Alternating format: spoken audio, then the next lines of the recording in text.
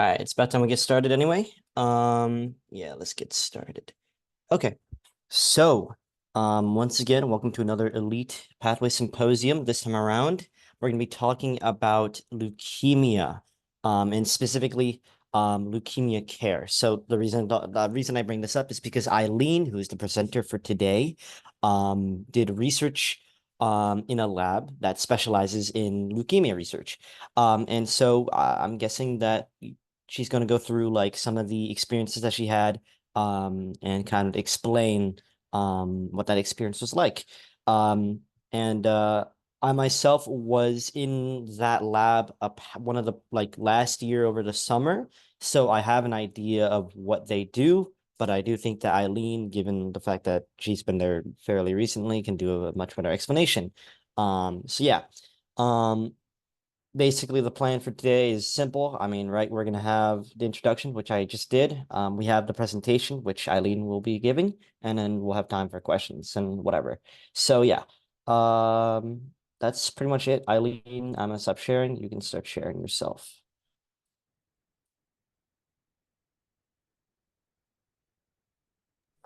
Hi. Let me share my screen real quick. Yep.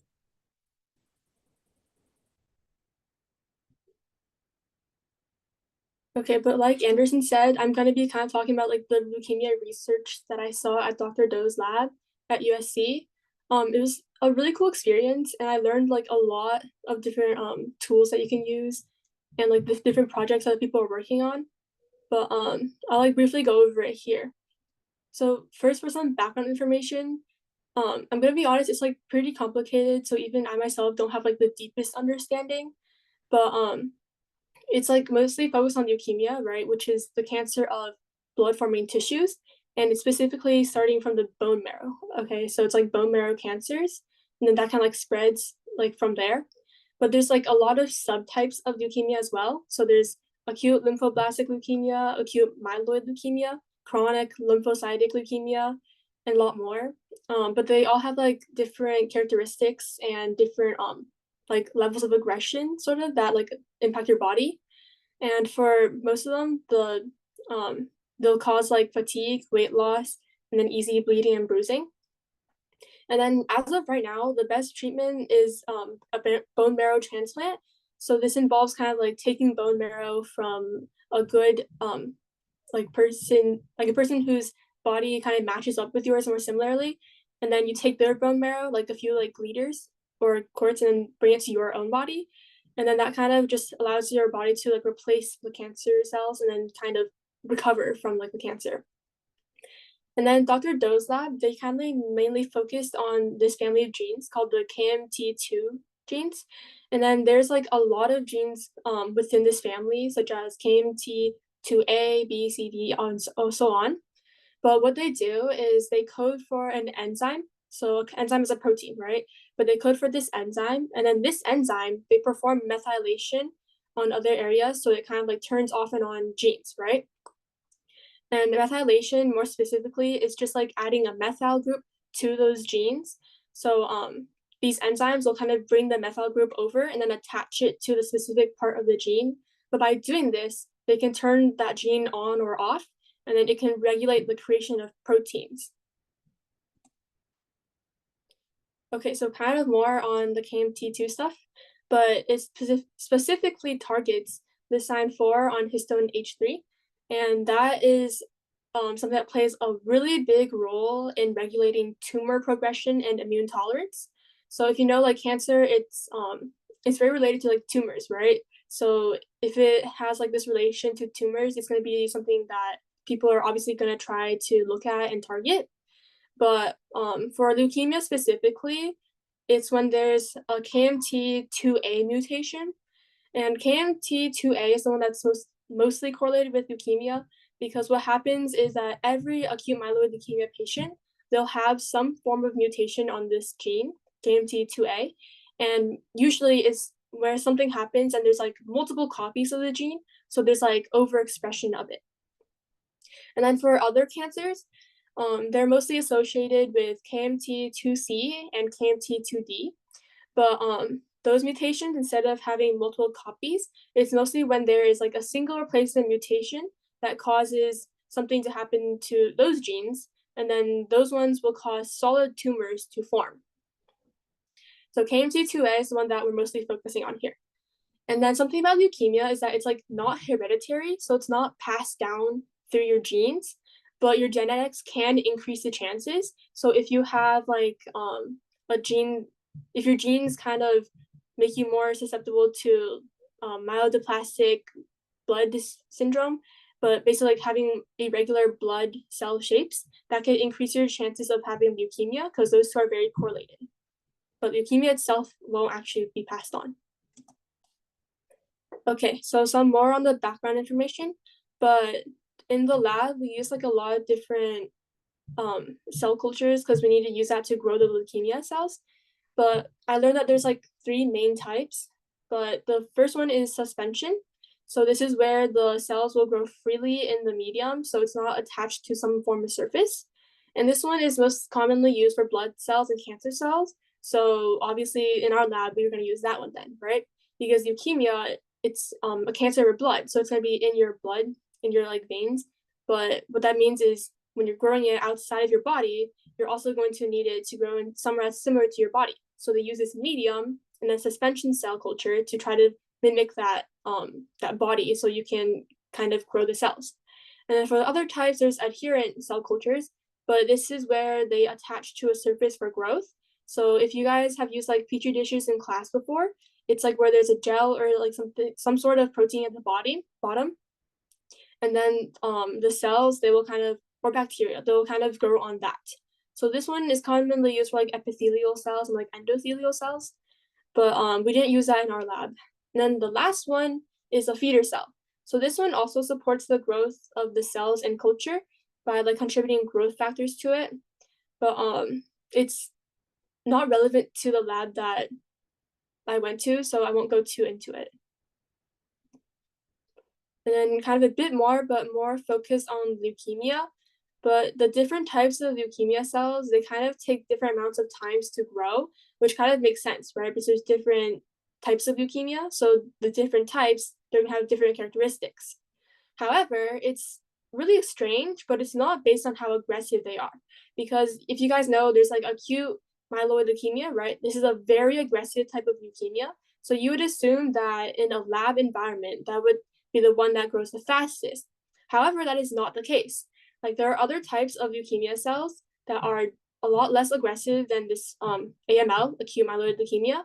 But acute myeloid leukemia, it takes like 48 to 78 hours to grow, which is a pretty long time compared to like other ones that are less aggressive in the body.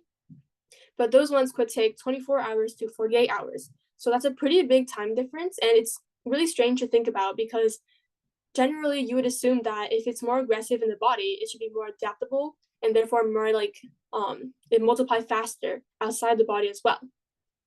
But that did not happen. And then a bit more, but all these leukemia cells, because they're different types, they all require different mediums. So they all feed on like kind of different like substances, but overall it just kind of mimics like the body environment. Okay, and then something we used a lot in the labs was gel electrophoresis. So I'm sure you guys have heard of this before, but it's basically using a cathode and an anode to kind of create some sort of ion current that kind of causes the different, it depends on which one you're doing, but the different parts of something to be separated. So in this lab specifically, they use Western blot most commonly. And Western blot is the one that's used for protein analysis. But how it works is it will have a membrane or the gel on the inside, and then you'll use a micro pipette to pipette your samples into that gel.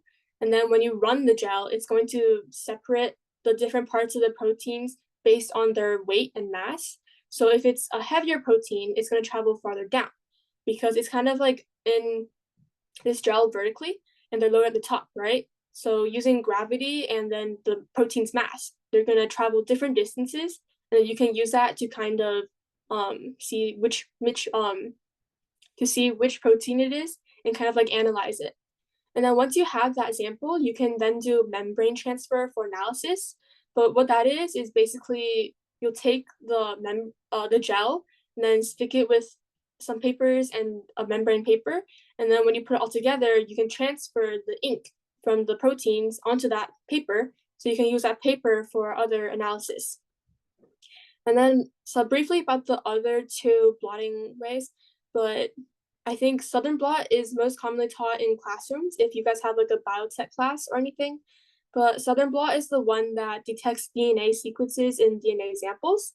So what you have to do to perform the steps is first you have to extract the DNA from the cell. So you have to like break down the membranes, extract it from the nucleus and all that.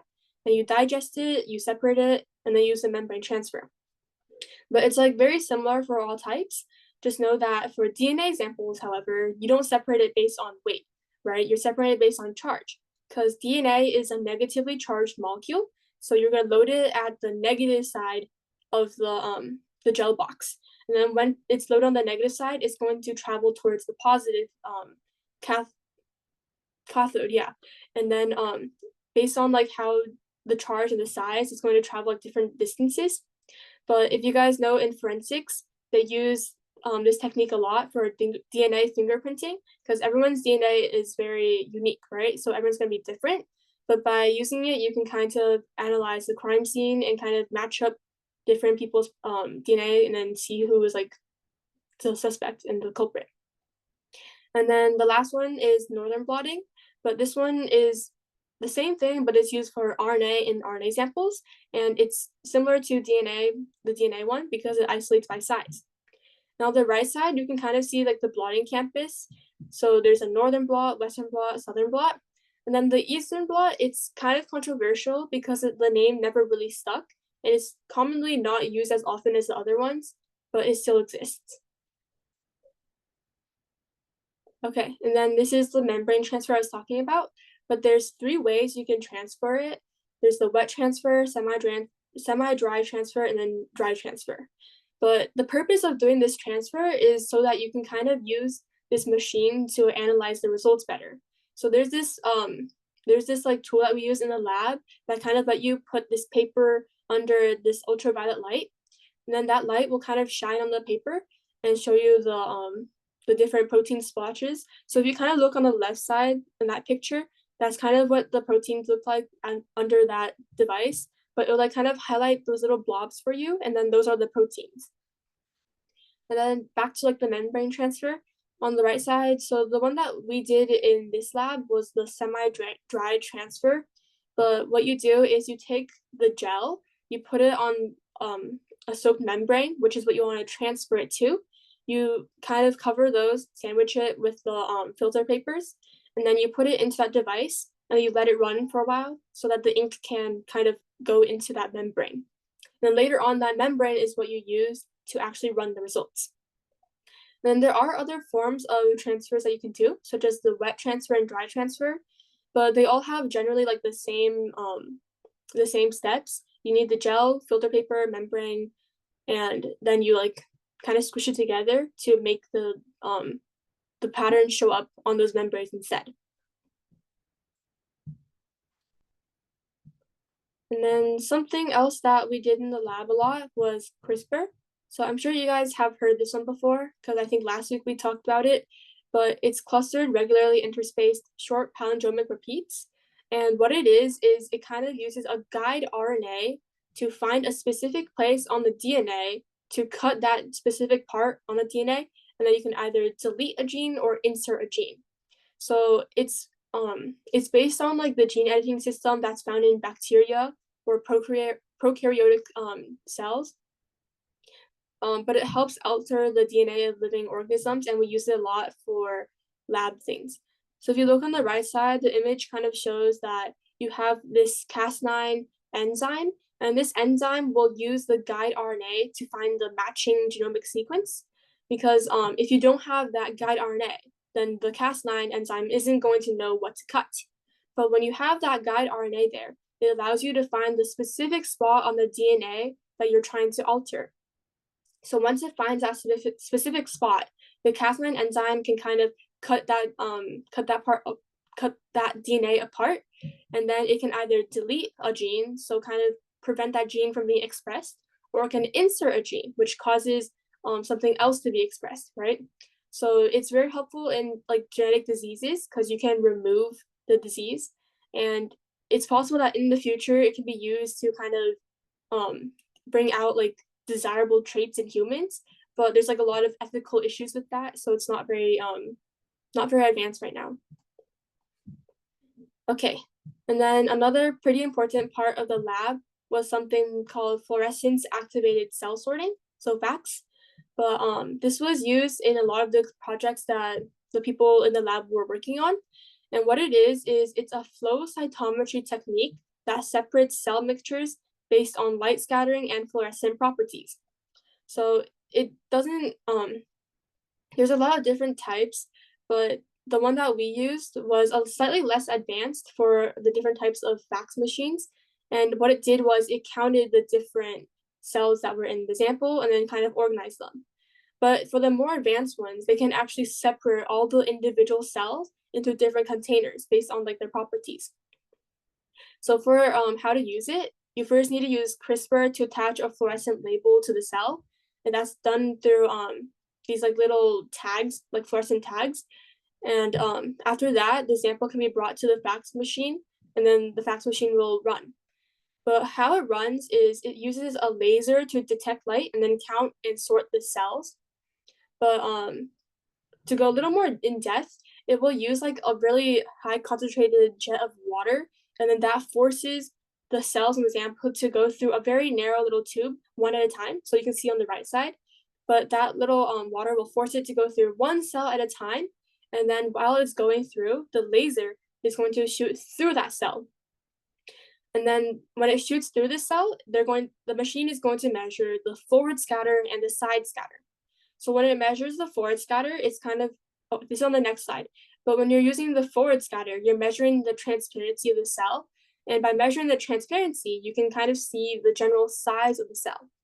And then the other one is the side scatter. So when they measure the side scatter, you're kind of measuring the light dispersion of the cell.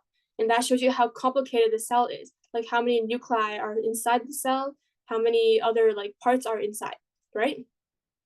And then it's just pretty cool because it's very specific and it's so accurate that can like slowly sort through each and individual cell. So on back to this slide, but you can kind of see in the example, there's like different detectors and then a laser, and then you can measure all the different scatters and then kind of sort your sample. And then for this diagram, this is kind of the results that you would get from the flow cytometry, but it will organize it based on the side scatter, so the bottom, and then the forward scatter. So if it's like closer to the origin, 0, 0, that means it's a smaller cell and also less complicated. But if it's like farther away, so in like quadrant 2, it's going to have a bigger size and also more complicated parts inside of that cell. Okay, and then now kind of going into the actual projects that the people were working on in the lab. So for the first one, this was Jamie's project. She was working on looking for biological markers on genes that will kind of show when a person with myelodysplastic syndrome will lapse into acute myeloid leukemia. So myelodysplastic syndrome is basically a disorder of the blood that causes the blood cells to be like dilapidated. So they won't be an actual circle like most blood cells are, but they'll be like very weirdly shaped. And that actually causes the person to have a higher chance of developing acute myeloid leukemia. So a lot of patients, when they hear that they have this syndrome, they get extremely worried because they don't know when they're going to lapse. So currently you will know that there's some markers that will show that they for sure will lapse into acute myeloid leukemia. But the issue is we don't know when they're going to lapse. So that's really nerve-wracking for the patients because they're kind of seeing like a ticking time bomb. They don't know what's going to happen. So Jamie, she's trying to focus on finding these markers to kind of help the people like prepare themselves and try to find like a better way to kind of treat it. And then the kind of process of what she's doing. So she's using CRISPR to edit these genes like on and off to kind of see how that will impact the leukemia cell. And then After she does that, she will then use fluorescent dyes to track and differentiate the different cells. And then if you hear fluorescent dyes, you're going to immediately think of FACS, right? Because FACS can be used to kind of track and sort these cells. And she's going to use that to kind of count the cells and make sure that everything's normal. Because something strange is that cells can actually like reject the CRISPR edit in some aspects, and then that means that the treatment wouldn't be working, right? So then FACS is just kind of used to measure that the amounts of cells that still have the fluorescent dyes in the CRISPR edit are still going normally, and it's still in the cell. And then something that's kind of hard though with this project is that you need like a lot of cells and samples, right? Because there's obviously a lot of genes that are correlated with leukemia. So that means that there are a lot of genes that need to be edited and studied, so turned on and off. And that means that you need lots of samples for that. But kind of going on, but once you understand like the different functions of these specific genes, you will kind of understand more like what area to target, and then how it will like stop leukemia advancements or like prevent leukemia from happening or developing at all. But as of right now, we don't have like a really big idea, right? And then for the actual experiments that were used, we used FACS to ensure that the cells still had the fluorescent markers in them. And like I said earlier, if it did start rejecting the marker, it would mean that something wasn't working. Okay, and then for the second project. So this one was being worked on by David, and he was focusing on the HOXA9 gene. So the HOXA9 gene, this encodes for HOXA9 protein. So kind of similar to how the KMT2A gene codes for the KMT2A protein. But for its correlation with KMT2A, its KMT2A will activate the transcription of HOXA9. So transcription is kind of part of the gene expression, right? So that means that KMT2A kind of helps HOXA9 to function. And then something interesting about the HOXA genes is that there's like a lot. So there's like 32, I think. And then all of them, they have kind of overlapping functions, but they all serve like a very important function. So when you take away one of the HOXA9, like HOXA genes, something interesting is that another of that family, so another HOXA gene will come in and kind of do the job of the one that disappeared for it. So let's say it's HOXA11, I'm just saying random numbers, but if it was trying to turn on this specific gene, but then it suddenly disappeared, the HOXA12 could instead go and do the job of the HOXA11. So just know that they're very interrelated, and then they perform a lot of overlapping jobs. Okay, and then moving on to like how it relates to leukemia, it's that acute myeloid leukemia patients, they always have very high amounts of this gene. So a lot of the HOXA9 proteins. And this is really strange because usually HOXA9 is at like the 0 level, like you shouldn't have any in your body after the stem cells develop. I'll go into that later. But in all acute myeloid leukemia patients, they have a very high expression of that gene, and that's like abnormal. And then you would think that like, oh, if this is the problem, we can just target the HOXA9 protein, right? The gene, because it's like it's causing the leukemia. But that's not possible because the gene is super important in hematopoietic stem cell development. So what that is, it's like a blood stem cell. So that stem cell, it starts in the bone marrow, and then it has the ability, oops, sorry, but it has the ability to transform into basically any other type of blood cell, like white blood cell, red blood cell, platelets, and everything. And then if you get rid of this gene, then what would happen is the stem cell would stop developing, and then you can't create more of those blood cells that are super important in your body. So instead of targeting the gene itself, what David is doing is he's focusing on targeting the HOXA9 targets. And then he'll test like each of these targets and kind of see what happens if it's turned on and off, and then see if it has a relation to acute myeloid leukemia. Because if you can't target HOXA9, then you should target the things that the HOXA9 is targeting. So just go down the chain, right? And then once you do find what it's targeting and if it does impact the leukemia, then you can kind of target that specific area to try to find a treatment that can help with the leukemia. So kind of more, but David also used facts to make sure that the cell samples were progressing correctly. Because if the cells like were rejecting the CRISPR edits, then obviously it's not working. I already talked about that earlier. But kind of going on to the actual function of HOXA9. So like I mentioned earlier, stem cells, they have a lot of HOXA9 expression. This is because HOXA9, it plays a really big role in turning those stem cells into functioning blood cells in your body. But over time, as the stem cell develops, the amount of HOXA9 should gradually decrease to zero. That's like normal. However, in leukemia patients, there's something wrong with the HOXA9 gene, so it'll continue to express itself. And this causes the stem cell to stop developing, and then it will cause it to become like an abnormal blood cell. And then abnormal blood cell, that basically means cancer, right? So leukemia. And then David is just focusing on targeting like those specific areas to kind of stop and see what's like causing the HOXA9 to continue expressing itself during this process. So it's a pretty big like thing in the research because it can do a lot in the future. And then for a problem with this research though, it's that HOXA9, it has thousands of target genes. So if it's like thousands, it's gonna be really hard to test for all of them because you're gonna need to like CRISPR edit them so they have the little tags. You have to go through each and every single one to kind of see, is that the one that's causing it? No, then it goes to the next one.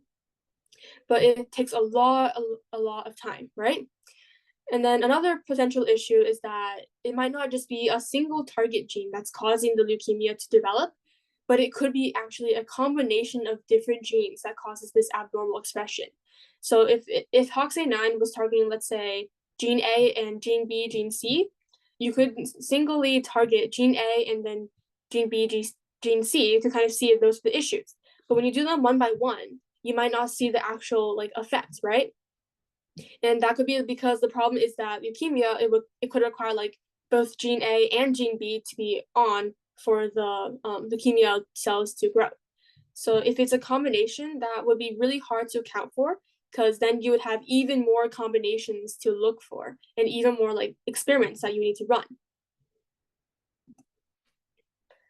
And then this is kind of like a picture of what I was talking about earlier, but in the bone marrow, you have those hematopoietic stem cells, and then they will gradually develop into those future cells. So as you can see, it can turn into a lymphoid progenitor cell, so that turns into T cell, B cell, NK cells, and then the B cell will turn into plasma cells.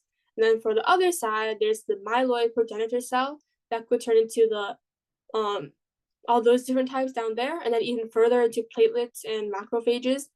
But just know that for the HOXA9 gene, it's super important for the earlier steps. So the stem cell turning into those other ones. And then if that HOXA9 doesn't eventually go away, it's going to cause the blood cells to kind of become abnormal. And then that abnormal growth will kind of keep like multiplying over and over, and it'll become essentially leukemia. And something else about David is that he's currently publishing a paper on his findings on the HOXA9 gene. So he was pretty busy while I was there. So I'm pretty glad that he was like able to kind of explain what he was doing to me. And then for a third project, this one was done by like a Chinese PhD student that's here for 2 years. But she was kind of focusing on post-therapy indicators of leukemia cancer relapse. So this is a pretty big issue, right? Because there's currently no way to see if like there's still cancer cells left in your body after chemotherapy. But the issue is that chemotherapy, it's good for cancer patients, right? Because it'll get rid of those fast multiplying cells. But the issue is that there's cancer relapse. But the issue is, but the thing about the relapse is, it's not because it just like came back randomly. It's because some of those cancer cells, they were dormant in the body. Then they kind of resurfaced once the chemotherapy was like finished because they thought it was the cells were all gone.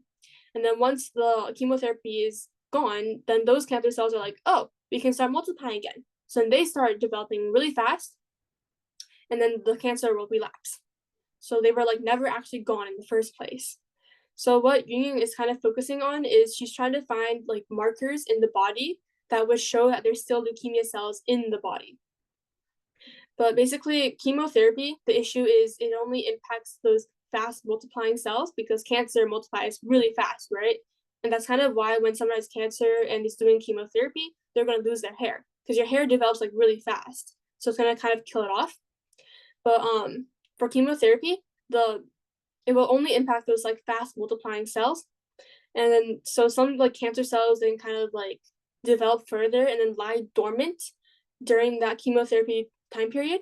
So then the chemotherapy it won't like see that cell as a cancer cell and it won't like get rid of it.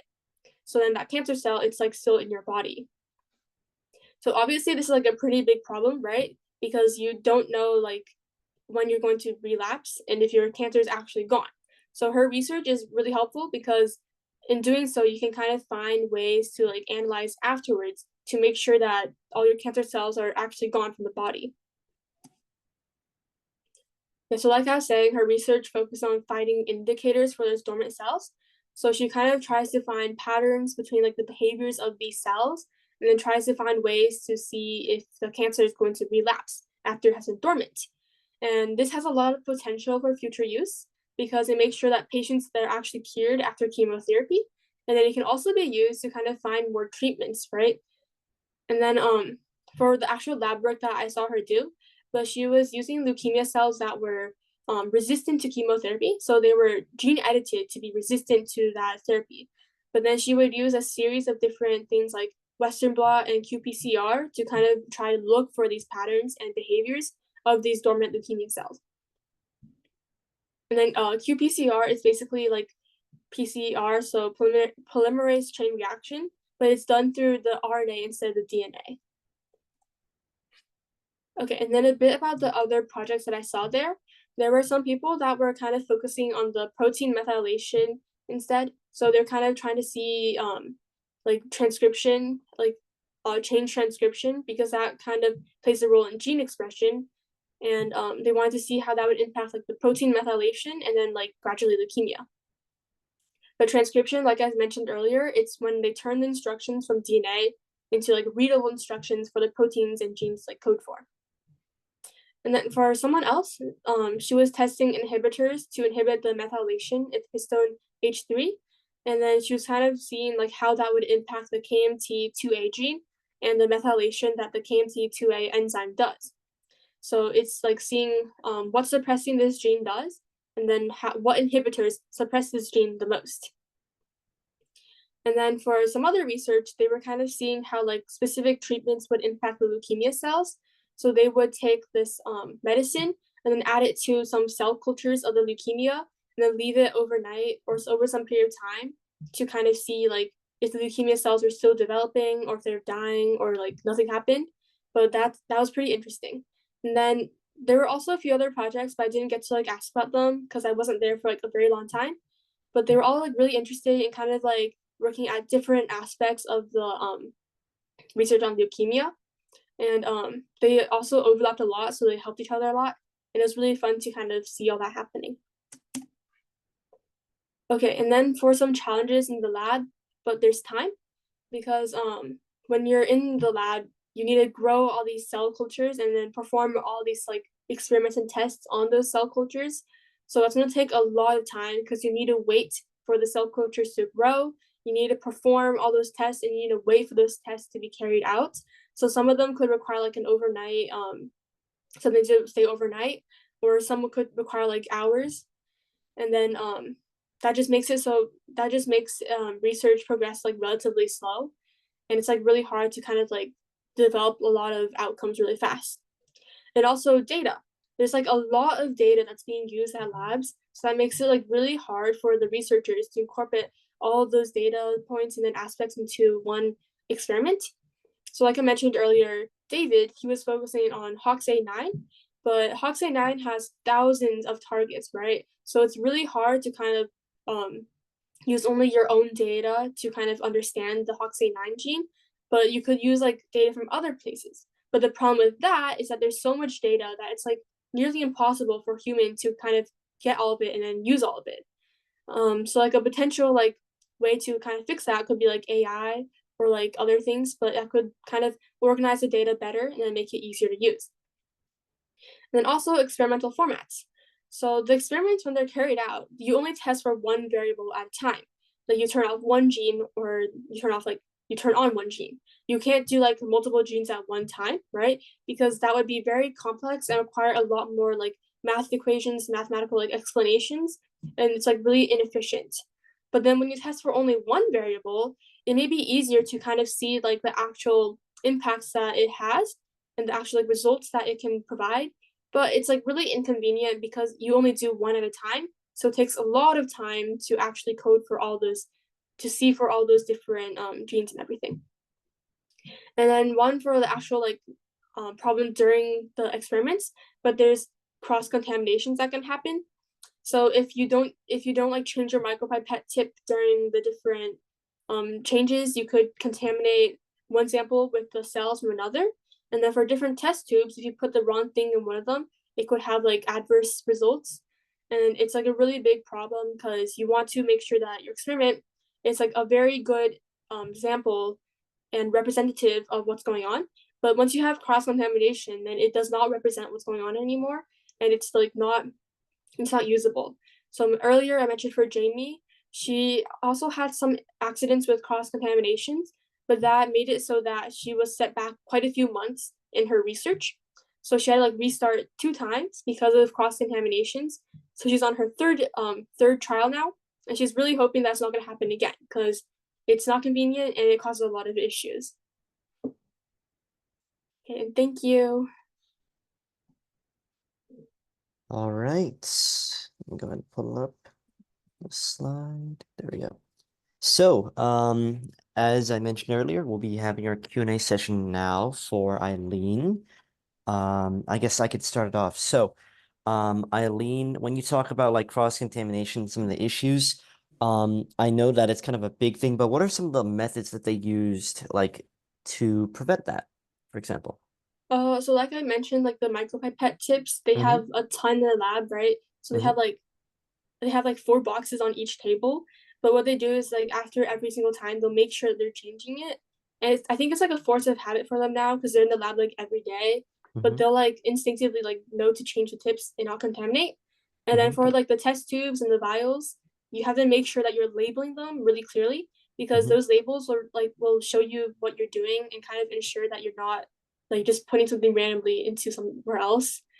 And for like centrifuges and everything, that's really important to label because if you like spin them around, then you take them back out. You're not gonna know which one is which. So Mm-hmm. you kind of need that label to understand.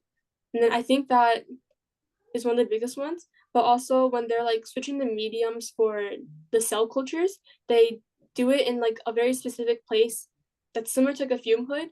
But when they do it in there, it kind of ensures that there's no like outside like outside bacteria or anything getting into the samples. So it's just pure sample without any other like human skin cells or hair or whatever. Mm-hmm. Yeah. Does anyone else have any other questions?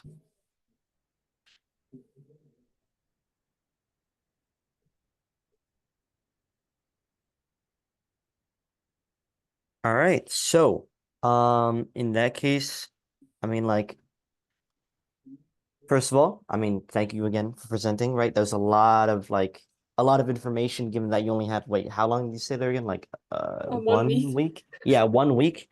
So like you stayed there for 1 week and really gleaned all that information from it. So honestly, that's pretty freaking impressive. Um, and I think you actually did some stuff that was different from me. Did you happen to do any protein purification? I don't think so. Okay, because yeah, that is something because you did some other stuff. Like I don't remember doing Mm-hmm. like the membrane related things. So that's kind of Oh yeah. interesting. So yeah, that was definitely new when I heard of it. But yeah, I think that's just because I didn't follow like Jamie around like as in like through her project. So hers are probably Mm-hmm. different from what the guys I was following around was doing. Right. But yeah, that's just some small differences. But yeah, yeah, just like everyone in the lab's doing some different thing. It's pretty interesting. Mm-hmm. But yeah. Okay. I guess before we end, what's like one takeaway for like what's the what could this research kind of like end up doing? I think the biggest thing is probably just diagnosing patients because I realized a lot of like their experiments it has a lot to do with finding like biomarkers in the body and genes to kind of see like what's going to happen in the future and like Okay. kind of like prepare for that. So All right. All right. In that case, I mean, I'm assuming, okay, actually, first of all, assuming no one else has any other questions, that is going to be the end of our presentation today. As you could probably expect, this is some complicated material, so it's a little hard to probably like come up with questions for this kind of thing. But in any case, yeah, thanks everyone for coming. If you have no other questions, then that's all we have for today. Thank you for being here. Thank you. Bye. Bye bye. Bye, thank you.